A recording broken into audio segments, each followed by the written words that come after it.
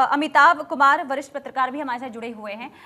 Sir जी, क्योंकि देखिए तमाम तरीके से जो प्रतिक्रियाएं सामने आ रही है, कहीं ना कहीं निराशा भी देखने को मिल रही है। तमाम वादे दावे किए जाते हैं चुनाव आयोग की तरफ से, लेकिन वोट प्रतिशत जो निकलकर सामने आता है वो निराशाजनक जरूर रहता है। लेकिन अभी तक यानी कि 2 बजे तक के वोट प्रतिशत की बात करें, इसे देखकर क्या समझ रहे हैं आप?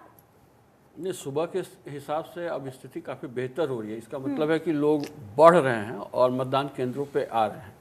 ये बात सही है कि वोटिंग परसेंटेज कम से कम 80-85% जाना चाहिए, जो कि लोग नहीं निकल रहे हैं। लोग नहीं निकल रहे हैं, मैं सीधे सीधे मतदाताओं को जिम्मेवार ठहराता हूँ कि 5 साल में एक दिन अगर आप बाहर निकल के अपना राजनीतिक कर्तव्य पूरा नहीं करते हैं, ये अधिकार नहीं है, कर्तव्य है, मताधिकार नहीं, मत कर्तव्य है आपका, तो आप नेताओं को अगले 5 साल में कैसे गाली देंगे? आप कैसे सरकार को कोसेंगे, कैसे शिकायत करेंगे जब आप एक दिन काम नहीं कर रहे हैं? तो उनसे आप उम्मीद करते हैं कि अगले 1600-1700 दिन वो काम करें।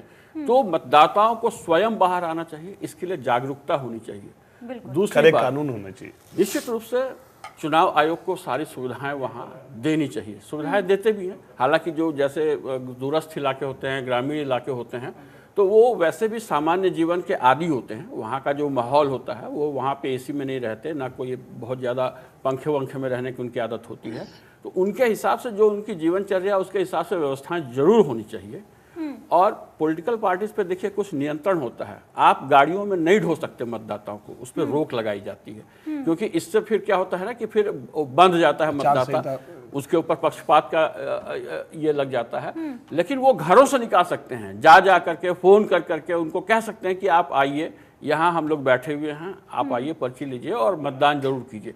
इसकी अपेक्षा की जाती है कि वो जा करके लोगों को घरों से निकालें या फ़ोन करें। अब तो कम्युनिकेशन का इतना बढ़िया साधन है, हर जेब में लगभग मोबाइल है, तो लोगों को बाहर निकालना आसान है। आप उनको बार बार जागृत कर सकते हैं कि भाई ये बहुत जरूरी कर्तव्य आपको करना चाहिए। तो मैं एक चीज और इस पे सजेशन देना चाहता हूँ कि चुनाव आयोग को, यदि इस चुनाव में तो पॉसिबल नहीं है, पर जो जहां पे है, यदि 1 महीना पहले दे देते कि सर मैं कर्नाटका में जॉब कर रहा हूँ या राजस्थान में जॉब कर रहा हूँ, मैं वोटिंग राइट जो है देना चाहता हूँ, बट मेरे लिए छुट्टी नहीं मिल पा रही है, या ऐसे वोटिंग राइट के लिए, या मेरे पास इतना पैसा नहीं है कि मैं जाकर अपने गाँव जाकर वहां वोटिंग राइट दे सकूं, तो या तो उनको एक जगह वोट अपनी वही वोटर आई डी कार्ड बना ले। बट जानते क्या होता है, जब हम जहां जॉब करते हैं वहां वोटर आईडी कार्ड है, वहां जॉब पक्का नहीं होता है, कभी चेंज हो जाता है। तो ऑनलाइन वोटिंग सिस्टम भी होनी चाहिए। इसके लिए कोई प्रोविजन, ऐसा कानून बने जिसमें धांधली भी ना हो और मताधिकार जो जहां है वहां से वोट डाल सके। ठीक है, लेकिन सर कहीं ना कहीं देखिए मतदाताओं को भी, आम जनता को भी जागरूक होना होगा, क्योंकि उन्हें ये पता होना चाहिए कि आपका एक वोट आपकी आवाज है